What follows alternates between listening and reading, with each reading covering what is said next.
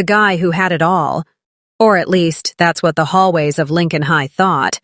Varsity jacket, starting quarterback, and an ego the size of Texas.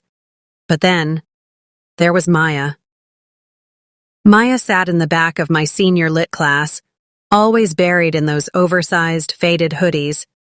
She never spoke. She never looked up. She was just there. A ghost in a room full of noise. Our teacher, Mr. Henderson, announced a trust project. We had to pair up and do something ridiculous to prove we could rely on someone else. I got paired with Maya. My friends laughed. "Good luck getting a word out of the mannequin," they said. I tried everything. I brought her favorite soda. She didn't touch it. I told my best jokes. She didn't even blink. It felt like I was trying to talk to a wall. Then, I saw her looking at a photo on her desk.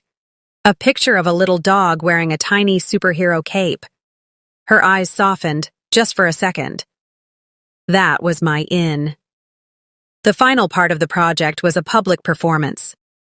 I decided, if I couldn't make her talk, I'd make her feel something. Anything. During the pep rally, in front of the entire school, I walked to the center of the gym. I grabbed the mic and looked right at her. I didn't do a skit. I didn't do a dance. I sat down on the floor, took off my cool guy mask, and started singing. The most ridiculous, off-key version of a Frozen song you've ever heard. I was terrible. I was a 6'2" athlete belting out Let It Go like a dying walrus. The gym went silent. Then, I heard it. A small, shaky giggle. I looked up.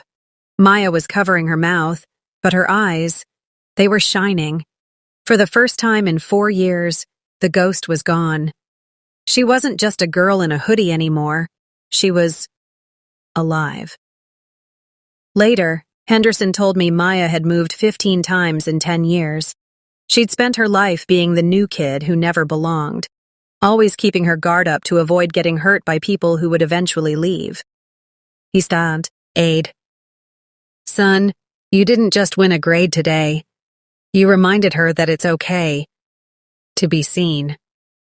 Now, every time I see her in the hall, she doesn't hide. She just looks at me, smiles that real smile and whispers, 'Nice high note, Elsa.' And honestly, that's better than any touchdown I've ever scored."